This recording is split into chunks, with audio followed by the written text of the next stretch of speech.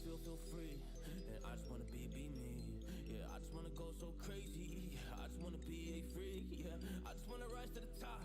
Yeah, I just wanna go reach the peak. So I've been really well focused on success. Hey, y'all will see. Yeah, you'll see that I will get it. Cause I'm really focused, man. I make it with the rap and I just follow my path. I just follow my passion.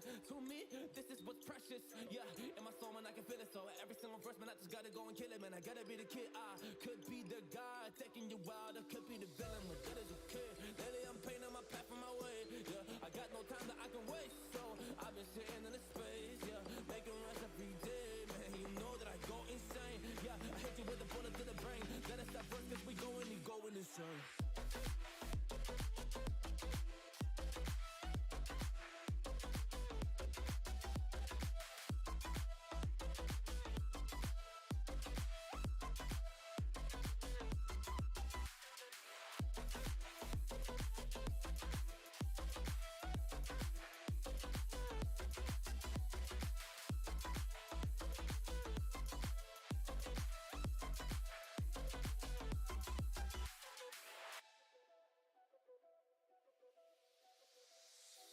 You don't know what I'm gonna do. You don't know what is next. And I'm loving the fact, truly it's making me blessed. Cause I work on my team, no snakes in the grass. And we have been trusting the wind because of the work that we did in the past. Because of the work that we did in the past. When we went to hours, we barely got breath. So I get the realm and we didn't finesse. So I got the feelings that we might be next. Cause when we go in, we win in the match. Sure. When we go in, we win in the match. So that's how we do, cause we be the best. We be the best. Yeah, we be the best. Whoa. Yeah, we be the best. We be the best. Hey, yeah, we be the best. Hey, we be the best. Yo, you wanna cook on a test? Whoa, you want to see we the best. Hey, you don't see that we're the best kid, so I suggest you never really come and test it. But otherwise, I will smack your face like Michael Jordan does with a ball on the basket. Oh damn kid, but you didn't expect it. You never really thought that this could just happen. But now really come on and we pull out with the action. Cause people defeat those they don't get it like.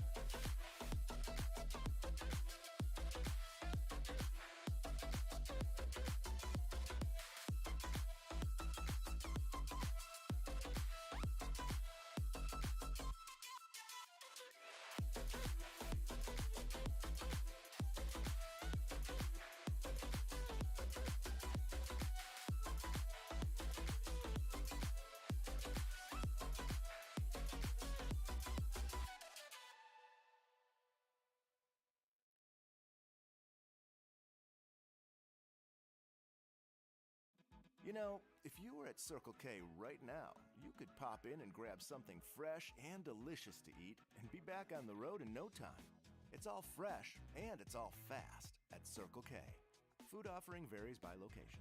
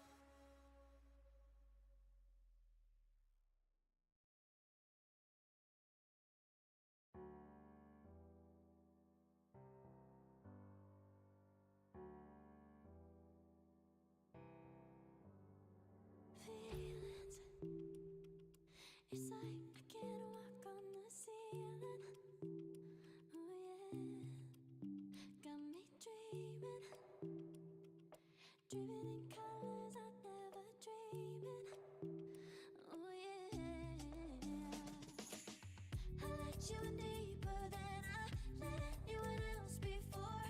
Filling up with my broken pieces, took 'em all and made 'em yours.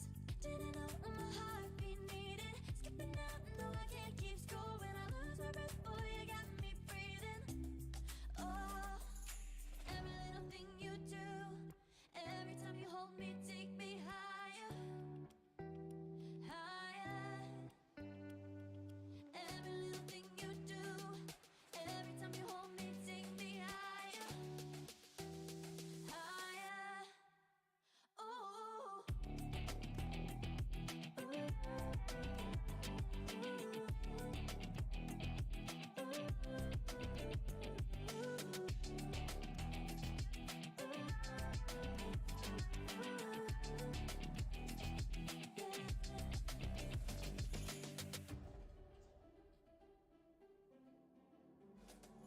Magic.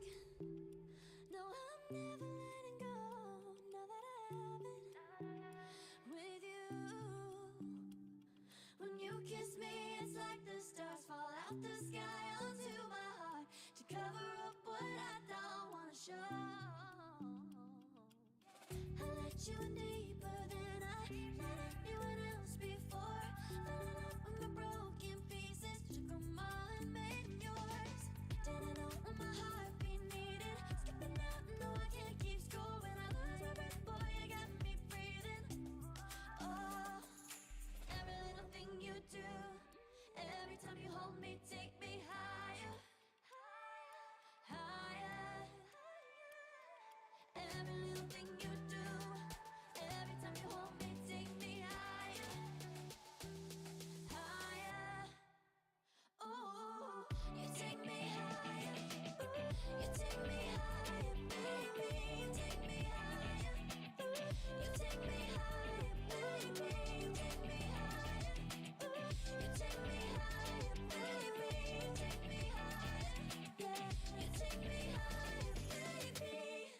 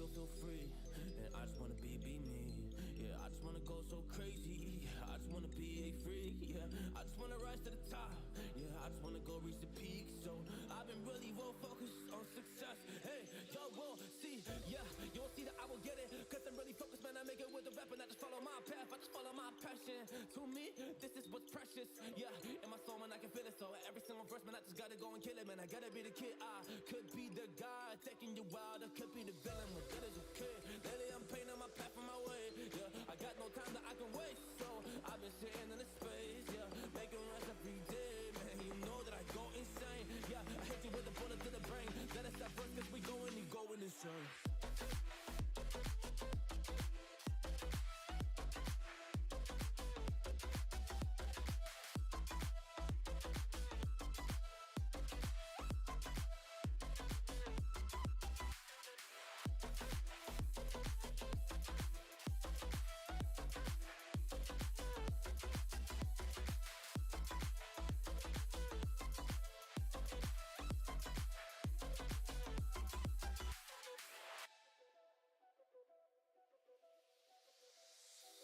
You don't know what I'm gonna do. You don't know what is next. And I'm loving the fact, truly it's making me blessed. Cause I work on my team, no snakes in the grass. And we have been trusting the wind because of the work that we did in the past. Because of the work that we did in the past. Man, we went to hours, we barely got breath. So I get the realm and we didn't finesse. So I got the feelings that we might be next. Cause when we go in, we win in the match. When we go in, we win in the match. So that's how we do, cause we be the best. We be the best, best. Yeah, we be the best. Whoa. Yeah, we be the best, best. We be the best. Hey, yeah, we be the best, best. Hey, we be the best. Yo, you wanna come and test? Whoa, you want to see we the best. Hey. Add source. You can hear me now, can't you? I had some big technical meltdown a while back, and I think my team analysis screen is one of the ones that I missed and forgot to fix. Can you hear me now? Well, if you can, please consider following this channel. What I'm doing today is a team analysis of the Marvel Strike Force team X Factor. I don't plan on developing this team, but my interest really peaked at what Multiple Man as a protector can do for this group. Alright, so I guess that means we need to start over. So, take 2 of the team analysis. I cannot believe I've been talking this entire time without a mic. Is the music working then? Yeah, music's working good. Okay. Alright, let's start back at the beginning. I'm going to do my whole intro all over again because I can. Hey there, Justice 3 in gaming. Welcome to your daily dose of Marvel Strike Force, and today's topic is going to be the team analysis for X Factor. And the team analysis is one of the most favorite things that I like about playing this game. I'm a big old nerd like that, and once I started doing team analyses, there was a really good story that was being told between the data that I was inputting from their kits and their natural numbers, and it's very, very interesting into seeing, and it makes it way easier to forecast what I might want to do with this team. Now, the things that you need to know about how I forecast these numbers, I do it so that it's normal, for what we players are going to be capable of developing these characters and the team as a whole into by the end of our development for these teams. And that means 7 yellow stars, 4 red stars, gear tier 12. Those are totally comfortable numbers to work with as a player, even if you're free to play. You just have to have the resources, a little bit of patience, and focus. And so this team absolutely shattered my expectations of what I thought this team was going to be capable of. Now, by looking at the numbers, the combat team's design here had a very, very surgical design to it. There are some numbers that I had to check, double check, and triple check because they were either matching up or I'd never seen them in combinations like that before. And they're all pretty legit, and this team is crazy good in Alliance War. Now, for me, my 5th character, because this is more of a Theorycraft team, being that the 5th slot is very open, My recommendation, if you're going to be using this specifically as an offense team, is to put in Silver Surfer there if you got him. He's one of the most powerful characters in the game, and he'll complement this team extremely well, especially considering that there's already some Cosmic Heroes there, and that's when he's going to start dropping some serious resistance on the enemy. Why I'm not using him, it's because I have a different purpose for the Silver Surfer right now, and the very next amazing character to put in that slot is Minerva. If you got a great Minerva, you really should and need to put her in this 5th slot. One being that her passive works in conjunction with Multiple Man on such a god level, it's unreal. She gets speed bar whenever one of those allies goes down, and Multiple Man will be putting them out like a fucking faucet. He gets hit, he's dropping dupes. He's got a special that's dropping dupes. He's got an ultimate that's dropping dupes. And he's going to augment even his own damage based on how many dupes are out there on the field. And what the craziest part is, why I know Minerva is going to take full advantage of these dupes, is that they're going to have, most of the time, they're going to have things like taunt on them. Okay? And most of the time, summons, they don't last all that long. And he'll be putting them out over and over and over again. And that's why they're so powerful with a character like Minerva. I have them highlighted green because those two characters are linked in a synergy that's not built in, really.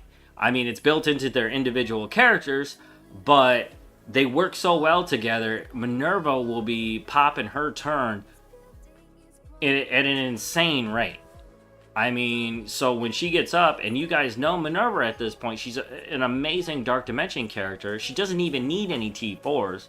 I mean, I feel like her entire T4 package is kind of a joke, but you don't need her there, which is great. So that makes her T4 package actually pretty cheap, and a little bit of icing if you want to just kind of max her character out. But what you're getting is a very, very fast support character, and this team protects themselves in such an efficient, fortifying, strong way. It's amazing. Multiple Man will be healing himself a lot, and I did choose Fortifier for him because I do feel like he'll be able to utilize that better than most characters in the game to date. Now, I may change that. That's the only one of the entire group that I'm kind of iffy about. What I really wanted to do was make him a Raider, because with critical hits on this team, it changes everything. You're talking about the first category we're going to talk about, which is the speed percentage you see here. Now, you're going to get 20% speed bar whenever somebody crits on this team. Now, there are 3 characters in this squad right now that will immediately crit at a very high rate. It's basically like flipping a coin, but you're pretty much going to guarantee that you're going to be critting often, and when that happens, you're going to get 200 points out of 1,000 points of speed bar. That's way better than any kind of speed up, because that's dependent on a turn coming around. This is going to give you speed bar immediately, and you're going to see these characters moving at an accelerated rate in comparison to some of the other teams out there. Now, any of you out there who have experience with the Astonishing X-Men and raids, well, guess what? This is the Astonishing X-Men of War offense. The other team is going to look like they're standing still. I can almost guarantee that. I'm going to hold my tongue on that, because you never know the behavior of any one team until those characters get in the game. Somebody, progresses them to a really high battle ready level, which for me is level 80, gear tier 12, 7 yellow stars, 4 red stars, and you're pretty much ready to go at a 666, 4 ability markers. This team still does pretty good at that level, but man, do they really pop once you max out their T4s. So moving on to speed. Now, this is going to kind of determine how fast they're going to move right off the get-go.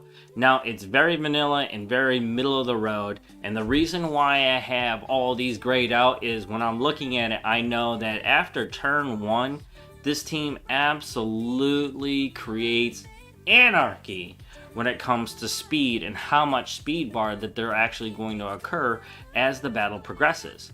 Both Shatterstar and Longshot actually, after turn 1, will change their behavior right away, because one is going to be feeding energy to the other with their abilities. And Longshot has an extremely cheap special, and I actually don't foresee him almost ever using or ever having to ever have to use his basic.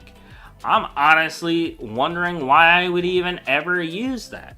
I mean, the only way that it would happen where I would have a hole where I would consider using basic with Longshot is literally a fluke where there's a hole in the turn order and the energy charge for all the characters up to and including himself. I mean, when Shatterstar goes, he'll be feeding that energy to Longshot. I believe that's the order, but if I'm wrong, please let me know. Put it down in the comments below or hit me up in the chat. Alright, moving on to healing. But before we talk about healing, we gotta know what the HP package is for this team. And this is one of the more monstrous levels of HP for an offense team I've ever seen. Now, I'm going to scroll up just a little bit because I do a top-bottom comparison to some certain numbers in the game, so you can gauge how well those numbers actually stack up in the game with the other 166 characters in the game. Now, Dr. Doom right now has the highest level of HP. Now, that HP actually can manipulate much fucking higher than 538. On average, at this level, you're looking at him possibly, I did some numbers, I don't remember even why I did it, but even at this level where I'm talking about the basics for this team analysis, he was actually popping around almost 700,000 for HP. That's insane. I mean, that's going to bode well for any team that he actually pairs up with, up to and including the damage that he's going to be able to output. That's whatever. But the point being is, that is your basic level of HP. Let's say if you're using this team outside of Alliance War. However, the HP theory behind this then takes their passives into account, and now you're looking at a 15% boost, which takes their HP level to skyrocketing levels. We're talking like way, way deeply into the top 10, and that's what it is right here. Your top one is your Dr. Doom, that's your top level, and your bottom level of that top 10 would be the thing at 412. And both Minerva and Longshot don't have a ton of HP, but ignore that for Longshot because there's so much barrier going on here, it's insane. And that really is dependent on your HP level, and they got a big ass chunk of HP to use for offense. It's crazy. So let's back it up a little bit. Let's head back to the beginning. There are a couple of different characters that I've geared here. Well, one, Shatterstar has a built-in healing. He's going to be healing 20% on his turn no matter what. And that turn's going to come up pretty fucking fast, let me tell you, and often. And when that happens, based on his HP level, he's going to get up to about 85,000 of that HP back. That doesn't even include that he doesn't get speed up or he's healed by another player. For instance, Minerva. I am giving her a heal class, a class 5 healer, just so she can support some of the extra healing that might be on the field. And why is that 20%? Oh, yeah. She's got an on heal 20% for herself. Being that her HP level is the lowest, that's actually going to help her out the most and increase her sustain. Now, taunts and the dupes aren't a perfect system, but more than likely, she'll be able to take advantage of that at a very high rate. So I'm not too worried about that, but I'll make adjustments as is if the behavior of the fights change. I am going to try to take on some big teams. I don't know if I'm going to try to max this team out as my next project yet or not. I'm really kind of on a defense kick right now, and I'm going to stick with that. And really, when the characters come out, I do buy the offers. And what I'm going to do is I'm going to allow their red stars to do the talking for me. So if multiple man gets a really high like red star count, yeah, I'll go all in. Honestly, I would. This team is too literally astonishing not to develop. They are insanely high valued in Alliance War. Outside of it, that's yet to be told. That story can't be told until we can see what people are going to do with it. Multiple man to me feels like a theory craft dream, but I'm getting ahead of myself on that. So, with the class 5 heal, she is going to be able to pull off a bit of healing for the most injured player. That's what the MI actually stands for, and I missed one of the dots here. I'm going to put that in real quick. So she'll be able to pull off 5% every time her turn pops up, and guess what? With multiple man, that turn's coming up a lot. Alright, moving on. We'll push this over so armor is a bit of the center screen here. So the armor is not too shabby. As you can see, Dark Phoenix is the top at 24 and Ironheart is at 21. That's actually a pretty high level of armor to uphold. And in my experience, you know, anything over 10 is actually pretty decent. And all these characters boast 10 or more thousand armor here. So they're going to be very hardy, which brings up the next part of our topic, which is going to be very good for this team. Not only are they going to have really high HP, and this armor makes them extremely goddamn tough. Okay, these numbers might not be that high, but the next set of categories will make them damn near impossible to take down in Alliance War. I mean, even outside of Alliance War, these numbers might not change too much, you know, because they are manipulating speed. So, unless I'm mistaken, and speed bar isn't being manipulated by the surgical precision of this team being Alliance War offense. They could be pretty hard to beat. So, for those of you who are not too familiar with how barrier works, typically it is sort of known that a barrier max that a character can have is about 30% of what their max HP is.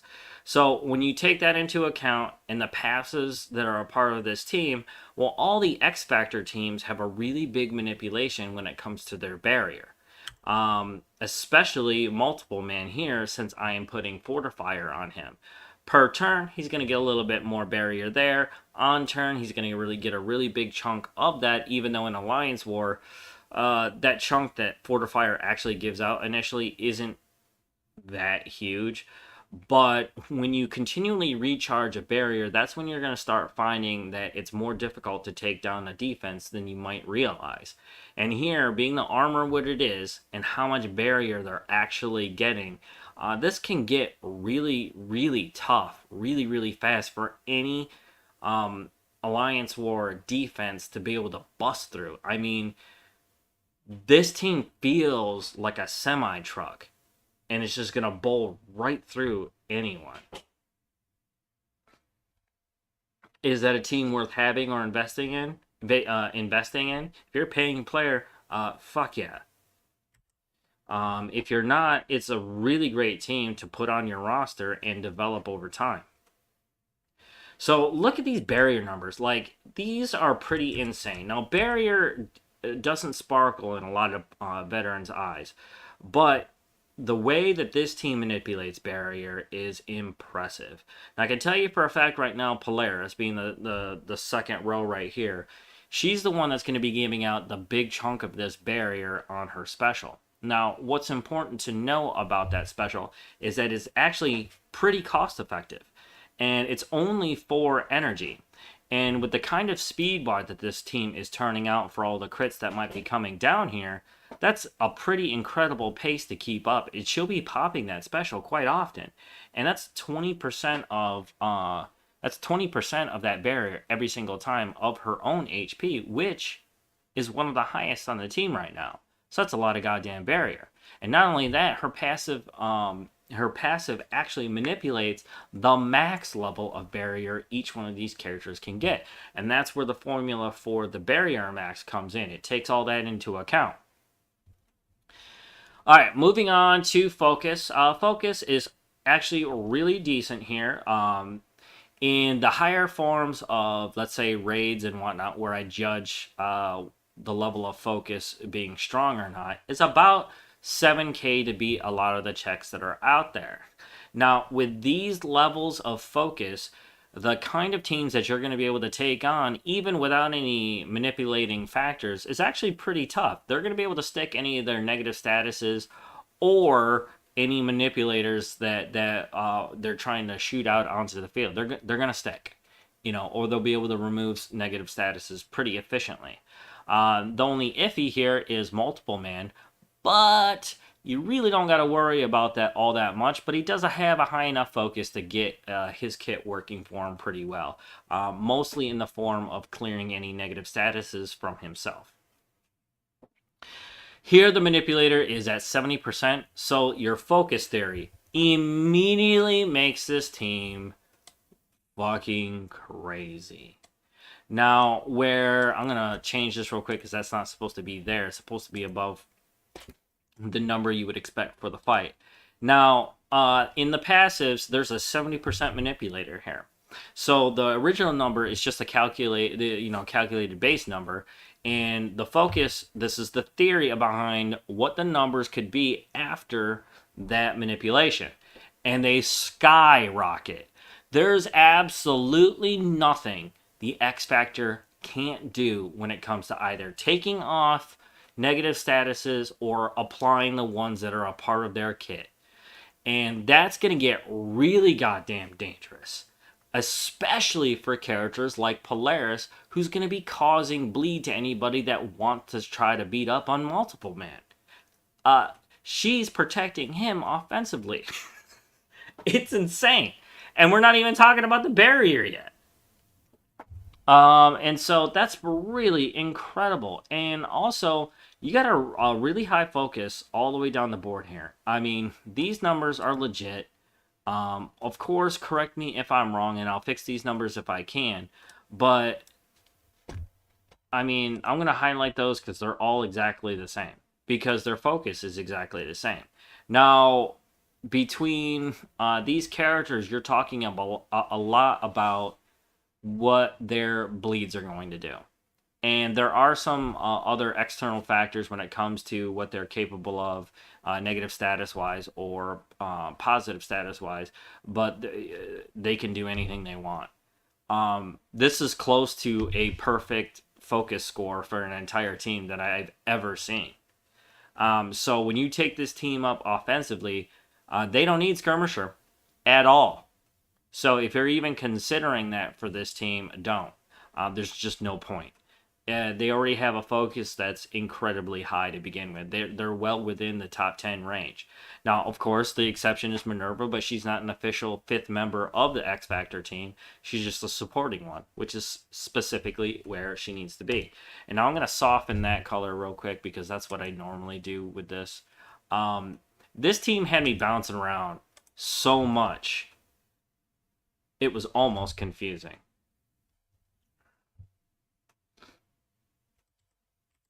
Let's talk damage now.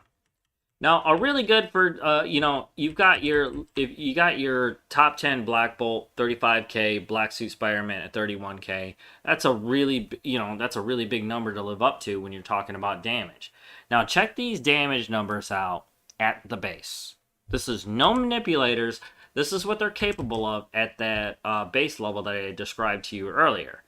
7 yellow stars, 4 red stars, gear tier 12, and a ability packet of 6664.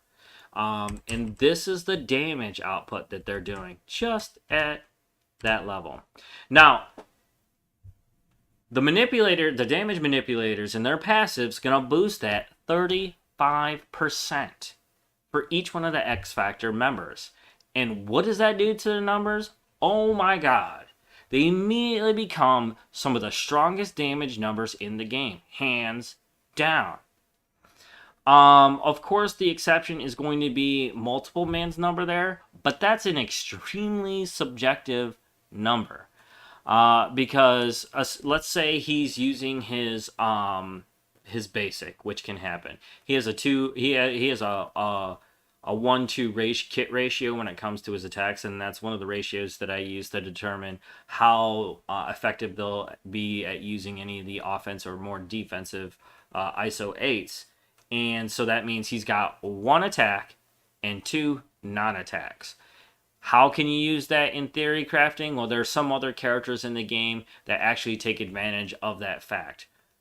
And, one of them, off the top of my head, I could tell you that Sabretooth does that. Every non-attack, he's going to go out there and, do some piercing damage.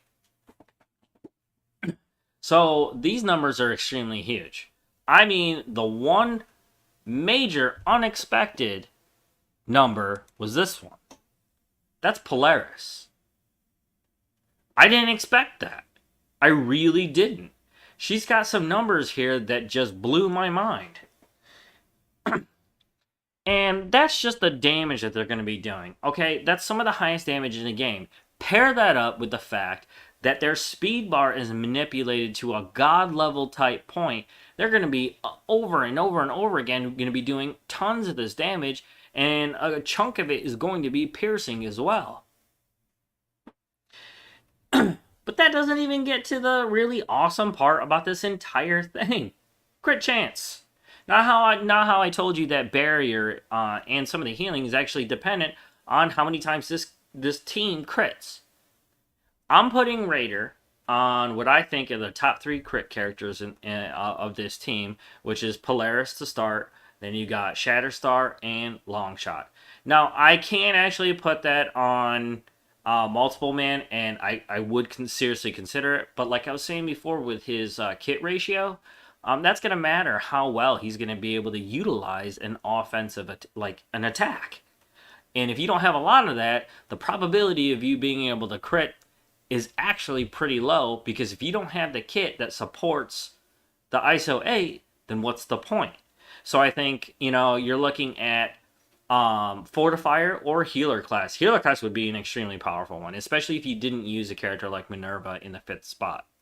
It's going to be completely up to you. And there are a lot of characters that will complement this team in the 5th spot. It's one of the cooler features about this X Factor team. I prefer to go with an insanely fast support character that's going to be healing any of the most injured characters on this team.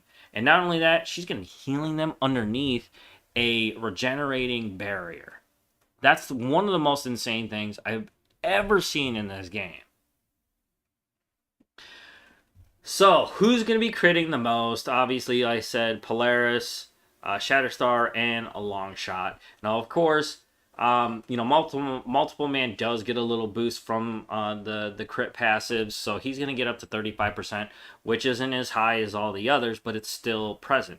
And when he does crit, or if he even bothers critting, it's going to give 20% speed bar to the rest of X Factor, and that's pretty awesome. But the most important part is getting Minerva moving. And he does that with his duplicates. And so, of all the attacks that are available in all their kits in this team, only one character has basically an auto crit, and that's Shatterstar. What's going to happen when they crit? Well, some more amazing shit. Okay? I marked some of the best numbers, obviously, in green, soft numbers in blue, and numbers that kind of don't matter or are extremely low in red. So let's talk the percentages right here. This team does manipulate the crit damage percentage quite a bit. Every character starts off at 130%, and this team boosts each other up really, really well. And so the numbers that you'll see for crit damage is typically going to be that first aisle right here, this aisle that I'm flipping through with my cursor right here. Those are the typical numbers you'll see. But most of the time, especially these middle green ones, you're going to be looking at hitting characters at virtually 150k at a pop. And that doesn't even include the adjacency or the all-field attacks that this team does. I mean, they're a shredder. Literally a shredder of any defense that you want to put them up against. Any alliance that has one per player is going to dominate that war more than likely. It's not a guarantee, of course. One of the major rules that every player in this game needs to know is every character can be beaten, every team can be beaten. It just takes some theory craft, time, patience, and focus. And I am just remarking on what this team is going to be potentially capable of. A lot of the top end players are going to be fighting each other anyway, so it's not like you guys, or even me, in fact, have to really worry about this team too much. But you got to know when you're planning your defenses now that this monster exists, and they will be out there. So you may find that a lot of people are going to start switching their black orders back out in order to be able to handle a much stronger offense. I wouldn't personally do that because there are a lot of strong defenses that you want to force your enemy to take part in with a really strong offensive, because you only have a limited number of attacks. You're only going to have a limited number of teams that are going to be capable of making those attacks. So making your decisions here, are pretty wise. And this is one of the wisest, strongest decisions you could make if you're more into Alliance War offense. Now, resistance. This team does have a manipulator for resistance, which is pretty nice. At the base level, you're looking at a pretty healthy resistance across the board. You're talking multiple man, both multiple man and Polaris have a couple of the highest on the team, and they're within the top 10 range of the 166 other characters that are a part of this game. So that's extremely healthy just to begin with at the base.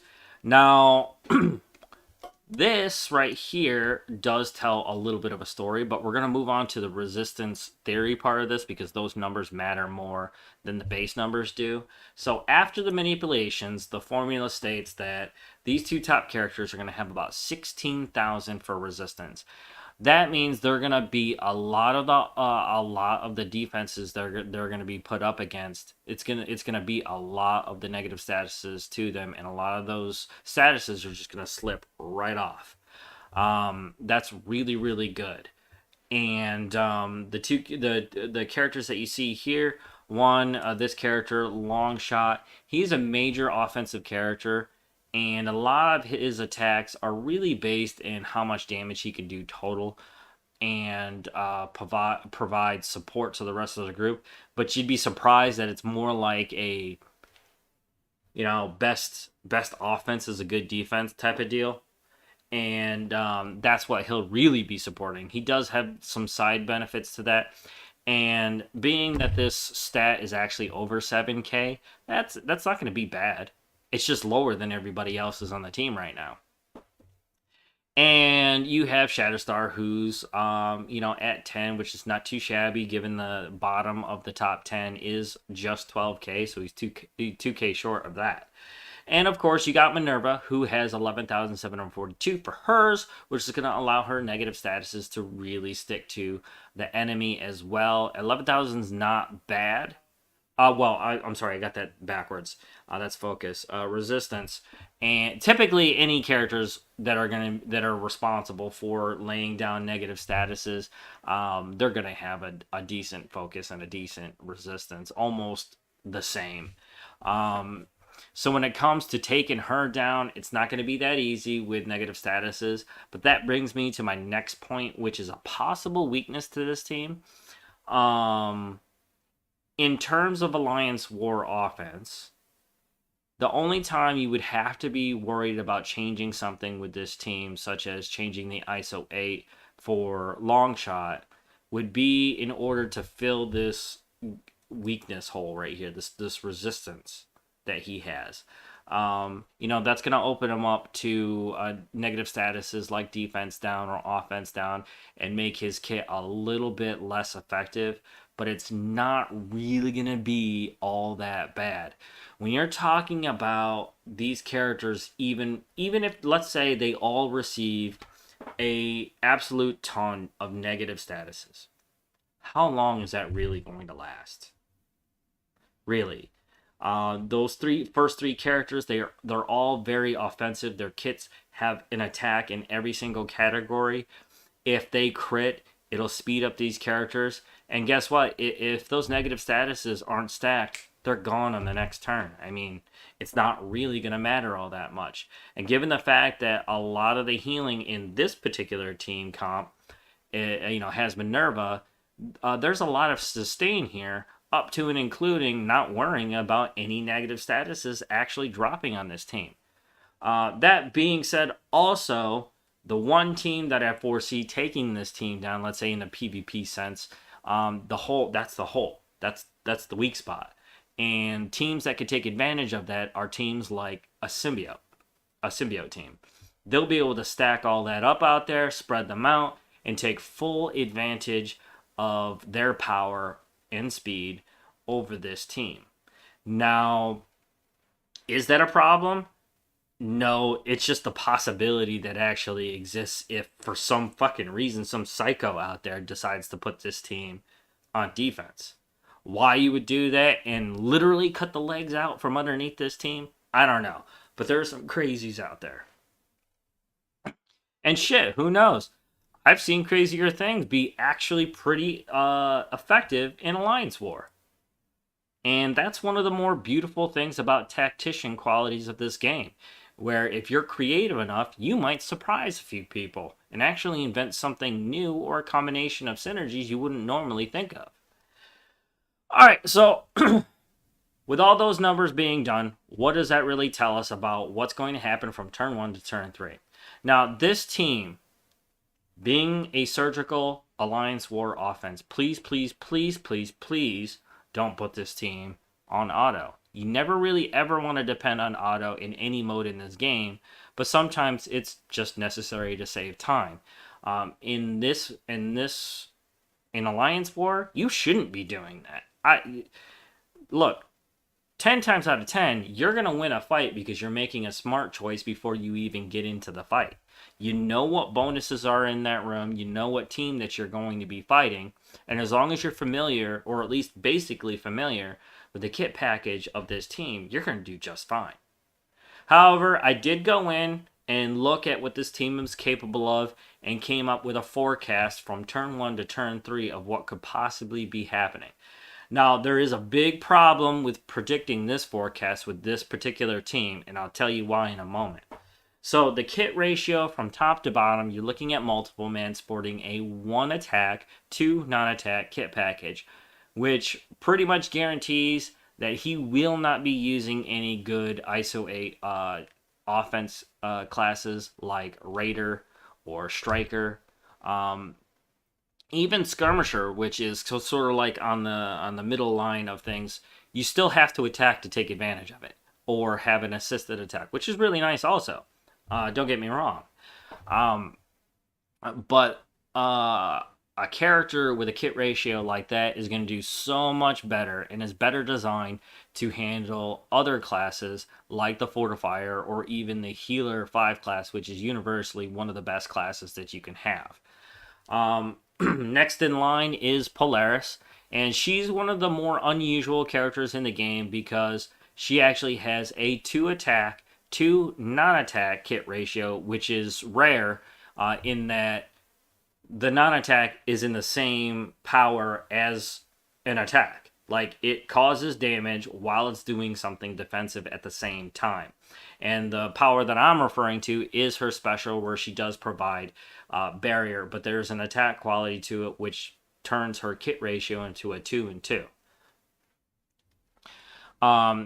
She could utilize Striker very, very well here, but being that this team is literally built on speed bar manipulation, I don't think it's almost a given that you have to have Raider on Polaris, Shatterstar, and Longshot. If you're not doing that, it's like not putting Skirmisher on Iceman. It doesn't make sense. Now, that doesn't make sense to me, because I like to think of the more endgame version of how a character or team should be, and that might not necessarily be the choice for you. And that's okay. That's what watching content creators is all about. Next, we are dealing with literally the attackers on the team that sport one of the best defensive offenses I've ever seen. So you've got obviously a 3-0 kit ratio between the two of them. Every single one of their abilities will actually create an attack, so it lends them extremely well to either being a striker or a raider. I highly recommend raider because it will boost that crit chance way, way high and even give you a little bit extra crit damage on top of that. Last but not least, we got Minerva. She does have 2 attacks, but a lot of everything that she puts down is going to be, stacks of regeneration for the most injured character on the field. And hopefully that's more or less going to be multiple man to begin with. But more likely, a lot of his dupes are going to be taking a lot of those hits. But that just makes it even cooler for Minerva, since she's going to have probably more turns than anybody else on this team. And all that that means is more support, more support, more support. Now, T1 cost. This is an important category, especially for an Alliance War offense team, because you have to determine what are your options from turn 1. And that's really going to be compared to the defenses that you're familiar with when you come up against them in war. And starting at the top, we have Multiple Man, which is a 3-3 charge and a 6-8 charge.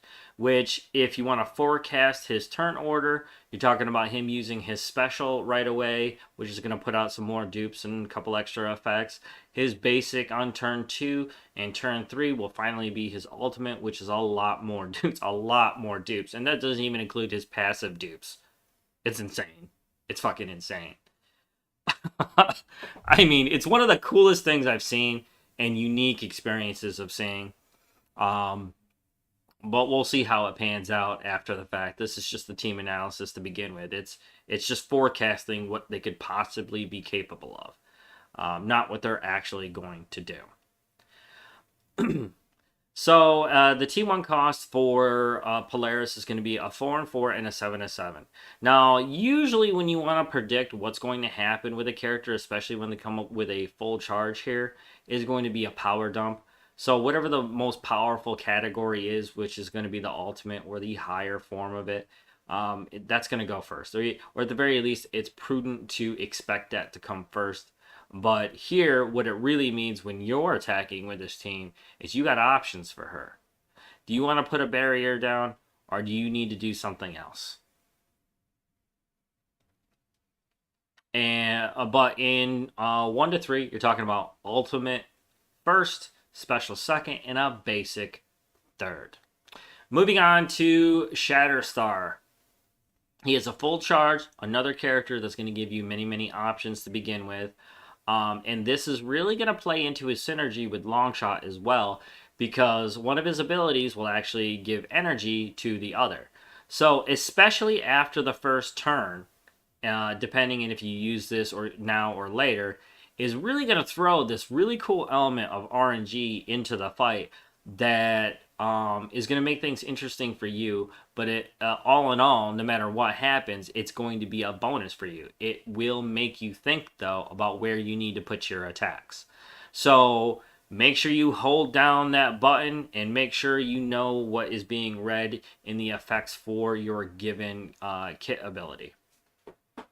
Moving on to Longshot, the 3-0 attack scheme. This guy is going to be providing lots and lots of defense for the team just by being an attacker. Again, one of the best offensive defenses I've ever seen. He's actually going to be really, really weird to forecast his. I ultimately don't see him using his basic almost ever, except in small pockets where I don't even see that happening. The charge for this is a 2, for his special is a 2. Even if he doesn't receive an energy, it's still going to be charging within the next turn. So why would he ever use his basic? Fuck if I know. But I'm interested in seeing how that works. All right, last but not least, we got Minerva, of course, 2 attack, 1 non-attack, but she's a support character, so she's got an amazing kit when it comes to making sure that certain teams need to stay alive.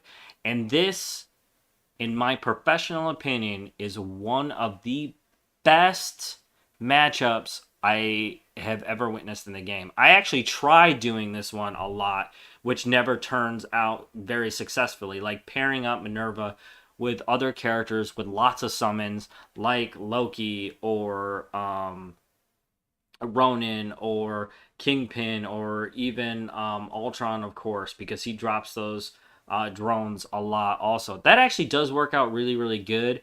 But at the level of play that I'm currently based in with the competition that's out there, that's actually a really tough sell to get to work correctly. And until Ultron starts getting red stars, it never really works out all that well, and he works better in other teams like a Hydra squad with Zemo and Red Skull and any of the other Hydra characters like Crossbones and Winter Soldier. That's actually one of my favorite Alliance War offenses because they take advantage of so much out there on the field. They can even handle really heavy defenses pretty well. And in her turn order, of course, she's going to be popping that ultimate right away, going to be stacking all those regenerations and draining a ton of HP from the defense and putting it into this X Factor team. Being that they have so much goddamn HP to begin with, that's going to be one of the biggest support abilities as a 5th character for this team ever. And that doesn't even include how fast X Factor will be moving through the fight and providing even more barrier to each other as the fight progresses.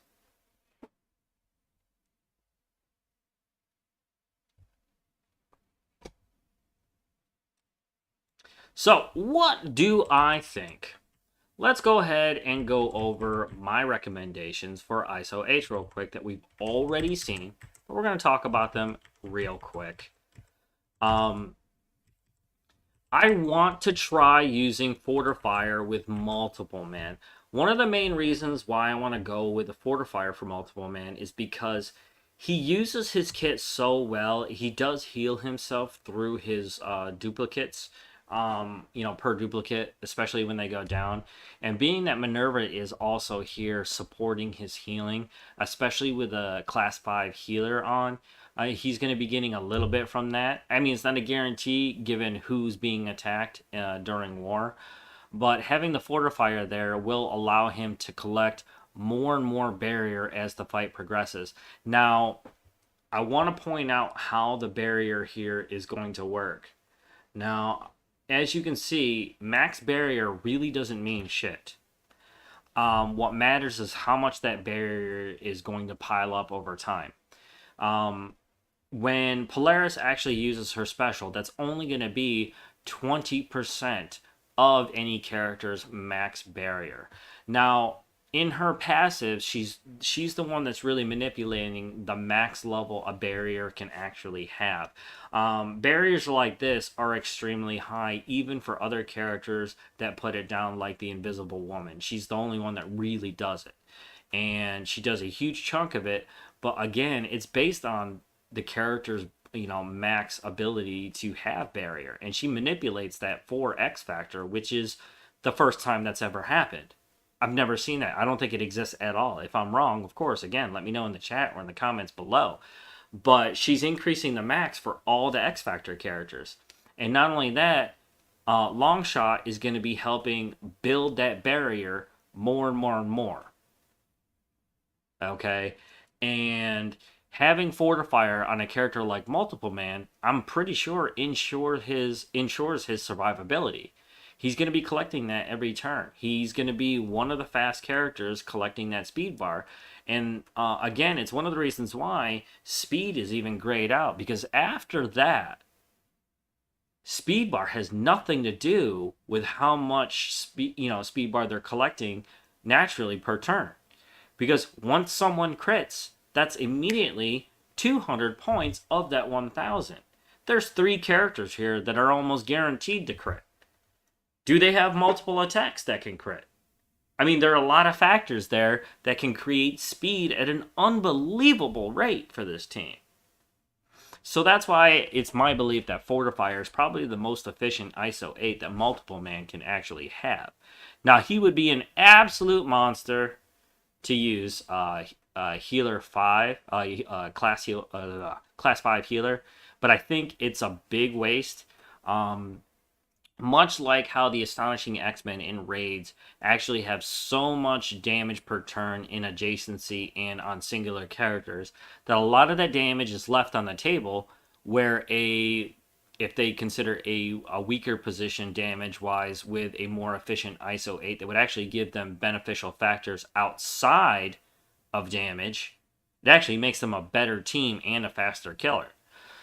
Because they'll be able to do that with more than one character, and when it happens like that, they get more speed bar. And here, it's a very similar situation.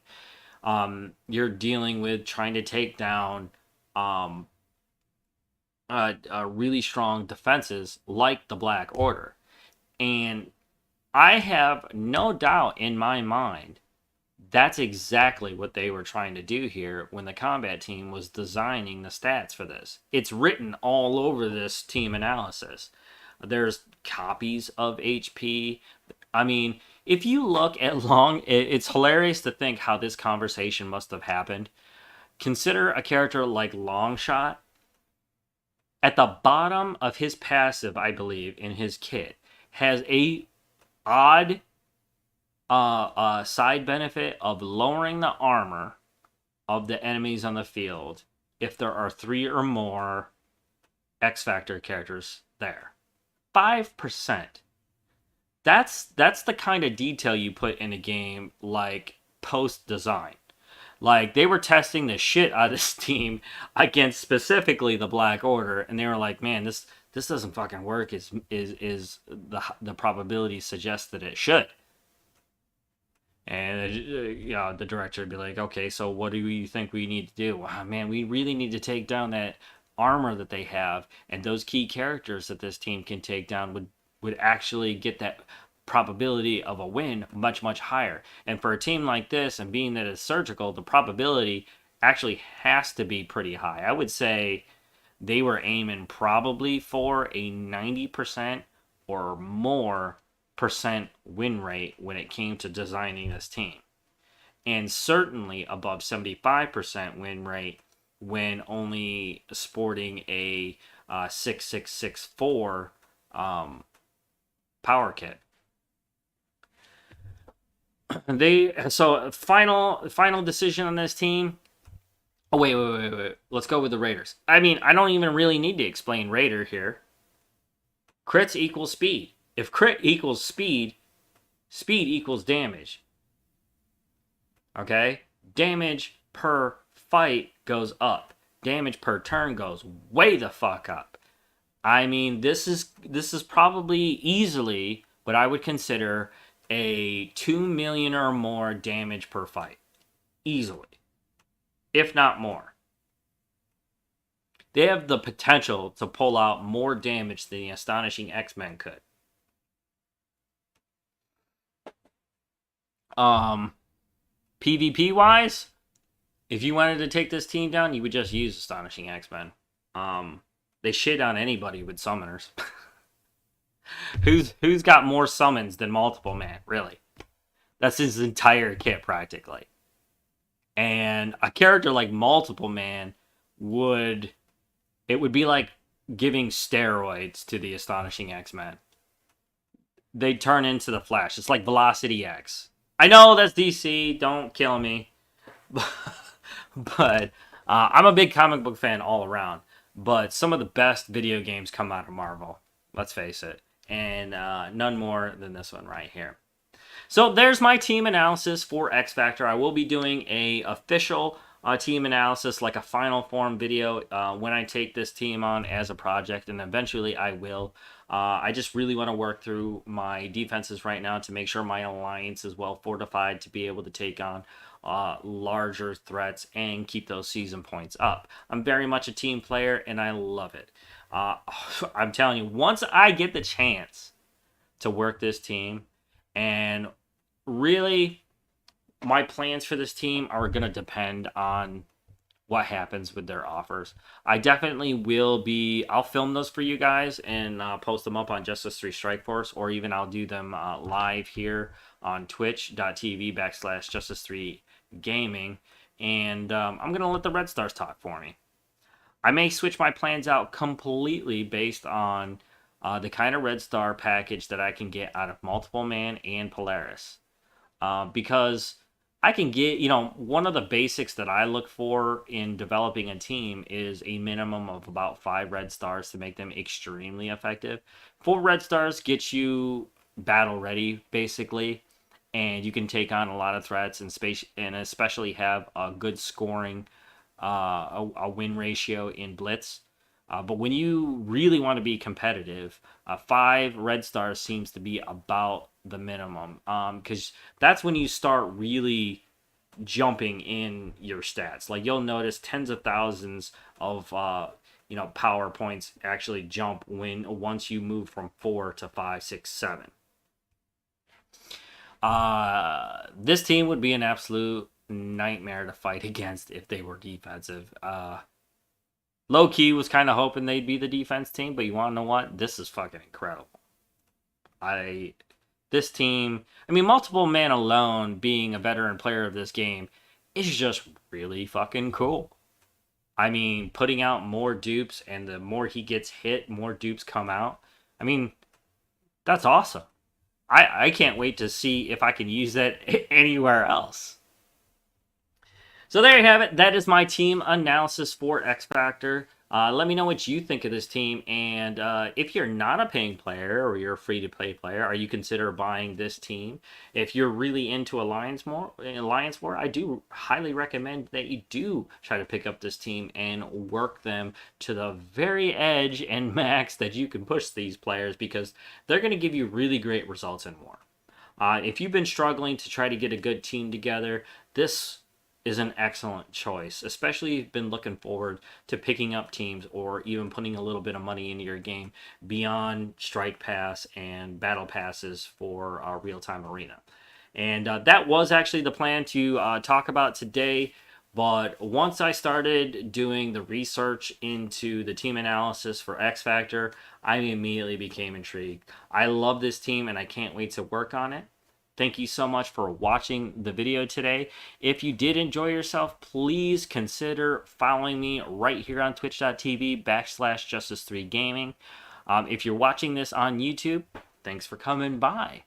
Consider liking and subscribing to the channel. I do love doing this kind of work, and I hope to do more. If you guys do, and you're watching this video right now, want to give me a hand here, I got a real easy link, usually in the description below or in the comment that's pinned to this video, where you can very easily just tip me $1 or something, or to give me a hand in developing this team. If this video manages to reach a lot of people and I'm able to get enough of a larger budget, I'll switch my plans entirely and max out this team just for you guys so you can see what they look like. Beyond that, I'm going to put them on the back burner for now, because I do want to work my defenses like I was saying before.